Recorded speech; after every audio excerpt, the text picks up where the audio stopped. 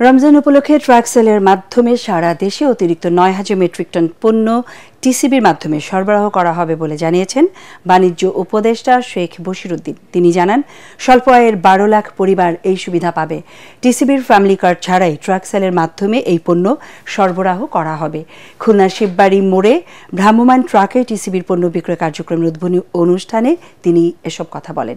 প্রতি পরিবার সর্বোচ্চ ২ লিটার সয়াবিন তেল, ২ কেজি করে মসুর ডাল ও ছোলা, ১ কেজি চিনি এবং ৫০০ গ্রাম খেজুর কিনতে পারবেন। এর মধ্যে প্রতি লিটার সয়াবিন তেলের দাম রাখা হবে ১০০ টাকা, প্রতি কেজি চিনি ৭০ টাকা, মসুর ডাল ও ছোলা ৬০ টাকা এবং খেজুর ও চিনি ১৫৬ টাকা দামে বিক্রি করবে টিসিবি। ক্রেতারা জানান, এ ধরনের কার্যক্রম আরও বাড়ানো হলে নিম্ন ও স্বল্প আয়ের মানুষ সুফল পাবে।